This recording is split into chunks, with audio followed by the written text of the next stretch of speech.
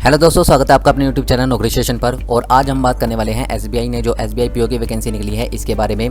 तो जिस प्रकार से कुछ दिन पहले एसएससी ने काफ़ी बड़ा तोहफा दिया था एसएससी वालों के लिए, इसी प्रकार से बैंक वालों के लिए भी काफ़ी बड़ी खुशखबरी है क्योंकि एसबीआई पीओ की वैकेंसी आ चुकी है। तो आज हम इसी बारे में डिस्कस कर रहे होंगे।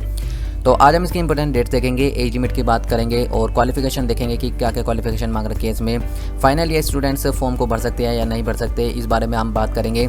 और इसके एग्जाम पैटर्न की आज हम बात करेंगे। सैलरी देखेंगे इसकी कि इन हैंड सैलरी आपको कितनी मिलेगी। तो चलिए शुरू करते हैं। शुरू करने से पहले अगर आपने अभी तक चैनल को सब्सक्राइब नहीं करा है तो आप पहले चैनल को सब्सक्राइब कर दीजिए और जो साइड में बेल का आइकन आ रहा है इसे भी प्रेस कर दीजिए ताकि आने वाली वीडियो का नोटिफिकेशन आपको सबसे पहले मिले। तो चलिए शुरू करते हैं। तो सबसे पहले हम इसकी कुछ इंपॉर्टेंट डेट्स देख लेते हैं। तो जो इसके फॉर्म स्टार्ट होंगे ये स्टार्ट होंगे 22 सितंबर 2022 से लेकर 12 अक्टूबर 2022 तक, यानी कि जो आपकी लास्ट डेट रहेगी फॉर्म भरने की ये रहेगी 12 अक्टूबर 2022। आपका जो फेज़ 1 का एग्ज़ाम होगा वो 17, 18, 19, 20 दिसंबर को होगा और इसका जो रिज़ल्ट आएगा वो आएगा दिसंबर और जनवरी 2023 के लगभग। आपका जो मेंस एग्जामिनेशन होगा वो जनवरी फरवरी 2023 में रखा गया है और आपका जो मेंस का एग्ज़ाम का रिज़ल्ट है वो भी फरवरी 2023 में आ सकता है। इसके बाद जो फेज़ 3 है यानी कि साइकोमेट्रिक टेस्ट होगा आपका, ये होगा फरवरी मार्च 2023 में।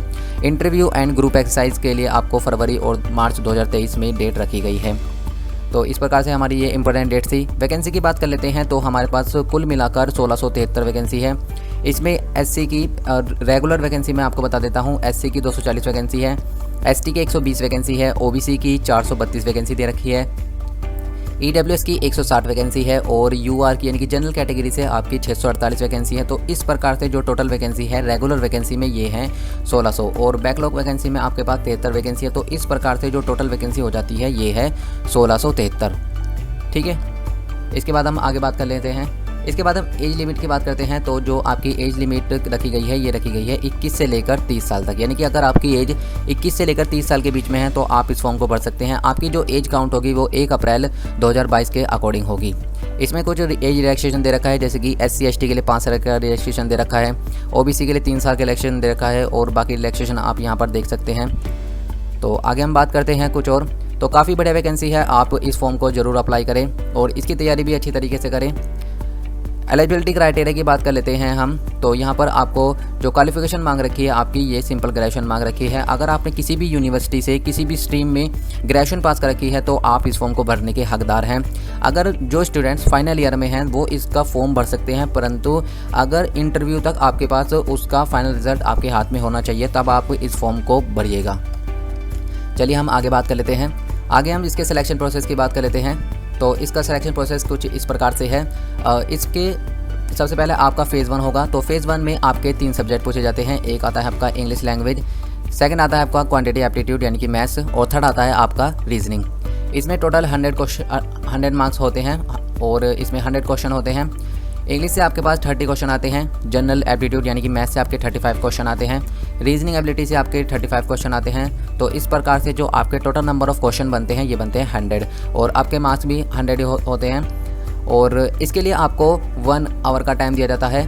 अलग अलग सब्जेक्ट के लिए आपको अलग अलग टाइम का ड्यूरेशन दिया जाता है, जैसे कि इंग्लिश के लिए 20 मिनट दिए जाते हैं, क्वांटिटी एप्टीट्यूड के लिए भी 20 मिनट दिए जाते हैं और रीजनिंग के लिए भी आपको 20 मिनट का समय दिया जाता है। तो यहाँ पर देख सकते हैं आप। इसके बाद जो मेंस एग्ज़ाम के लिए आपको 10 गुना कैंडिडेट्स बुलाए जाएंगे। जो इसकी फाइनल मेरिट तैयार होती है वो मेंस एग्जामिनेशन से तैयार होती है, प्री केवल इसका क्वालिफाइंग होता है। तो चलिए हम मेंस की बात कर लेते हैं। तो मेंस में आपसे 4 सब्जेक्ट पूछे जाते हैं। सबसे पहला है हमारे पास reasoning and computer aptitude, second है हमारे पास data analysis and interpretation, third है हमारे पास general economy and banking awareness यानी कि करंट अफेयर से आपके क्वेश्चन बनेंगे और इंग्लिश लैंग्वेज। तो यहाँ पर हम कैटेगरी वाइज देख लेते हैं। तो रीजनिंग से आपके 40 क्वेश्चन बनेंगे 50 मार्क्स के और डाटा एनालिसिस एंड इंटरप्रेशन से आपके 30 क्वेश्चन बनेंगे 50 मार्क्स के और general economy and banking awareness से आपके 50 क्वेश्चन बन रहे होंगे 60 मार्क्स के और इंग्लिश लैंग्वेज से आपके 35 क्वेश्चन बनते हैं 40 मार्क्स के। तो इस प्रकार से जो टोटल नंबर ऑफ क्वेश्चन होते हैं ये होते हैं 155 यानी कि 155 क्वेश्चन होते हैं 200 मार्क्स के। इसके लिए जो आपको समय दिया जाता है वो दिया जाता है 3 घंटे का। आप कैटेगरी वाइज देख सकते हैं कि किस सब्जेक्ट के लिए आपको कितना समय मिलेगा।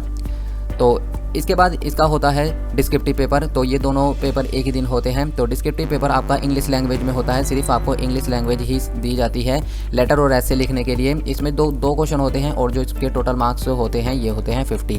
तो इस प्रकार से जो मेंस एग्जामिनेशन टोटल होता है वो आपका 250 मार्क्स का होता है। इसी में से आपकी फाइनल मेरिट तैयार होती है। अभी इसमें इंटरव्यू के मार्क्स भी जुड़ते हैं, वो मैं अभी आपको आगे बताऊँगा। डिस्क्रिप्टिव के लिए आपको जो समय दिया जाता है वो दिया जाता है 30 मिनट का। इसमें 1/4 की नेगेटिव मार्किंग रखी गई है। तो आपकी जो फाइनल मेरिट तैयार होती है वो इससे होती है। तो आप अपनी तैयारी को बेहतर तरीके से करिएगा। फेज़ 3 की बात कर लेते हैं हम। तो यहाँ पर आपका साइकोमेट्रिक टेस्ट होगा, जिसके आपको ग्रुप एक्सरसाइज के लिए 20 नंबर और इंटरव्यू के लिए आपको 30 नंबर दिए जाएंगे। तो इस प्रकार से जो टोटल नंबर मिलेंगे आपको वो मिलेंगे 50। तो इस प्रकार से हम आगे फाइनल सिलेक्शन की बात कर लेते हैं। तो फाइनल सिलेक्शन यहाँ पर आप देख सकते हैं कि 250 जो नंबर है आपके उसके हो गए मेंस एग्जामिनेशन के, और ग्रुप एक्सरसाइज और इंटरव्यू से आपके 50 क्वेश्चन हो गए। तो इस प्रकार से जो टोटल नंबर आपके टोटल नंबर बने हैं वो बने हैं 300, यानी कि आपकी जो मेरिट तैयार होगी वो 300 में से होगी। और नॉर्मलाइज मार्क्स आपके मेंस एग्जामिनेशन के लिए 75 रखे गए हैं और ग्रुप एक्सरसाइज और इंटरव्यू के लिए 25 रखे गए हैं। तो इस प्रकार से 100 मार्क्स जो है आपके नॉर्मलाइज मार्क्स रखे गए हैं। इसी में से आपका फाइनल रिजल्ट तैयार होगा। तो आप अपनी तैयारी को बेहतर तरीके से करिएगा। आगे हम कुछ और बात कर लेते हैं। तो आगे हम यहाँ पर सैलरी की बात कर लेते हैं। जो आपकी शुरुआती सैलरी होगी, यानी कि जो आपकी स्टार्टिंग सैलरी होगी वो 41,960 रुपये से स्टार्ट होगी। अभी इसमें काफ़ी सारे अलाउंसेस जुड़ते हैं, जैसे कि DA यानी कि DNS allowance, HRA house rent allowance, और आपको काफ़ी सारी वैकेंसी वो फैसिलिटी मिलती है, CCA मेडिकल अलाउंसेस, काफ़ी सारे अलाउंसेस मिलते हैं। तो आगे हम बात करते हैं यहाँ पर नंबर ऑफ़ चांसेस की। एक सेकंड, यहाँ पर हम फ़ीस की बात कर लेते हैं पहले। तो एप्लीकेशन फ़ीस जो आपकी रखी गई है ये रखी गई है 750 रुपये। तो यहाँ पर जनरल, EWS और OBC के लिए 750 रुपये फ़ीस रखी गई है, और SC ST के लिए कोई फ़ीस नहीं रखी गई है यहाँ पर। चलिए आगे बात कर लेते हैं। नंबर ऑफ़ चांसेस की बात कर लेते हैं। तो आप यहाँ पर देख सकते हैं नंबर ऑफ़ चांसेस यहाँ पर जनरल और EWS के लिए 4 है, और जनरल PWBD और EWS PWBD के लिए 7 चांसेस है। तो आप जितने चांस यहाँ पर आपने पेपर दे रखे हैं तो आपके कितने चांस बचे हैं आप यहाँ पर देख सकते हैं। कैसे अप्लाई कर सकते हैं आप? तो आप इनकी ऑफिशियल साइट पर जाकर यहाँ पर अप्लाई कर सकते हैं। चलिए इसके बाद हम आगे बात कर लेते हैं।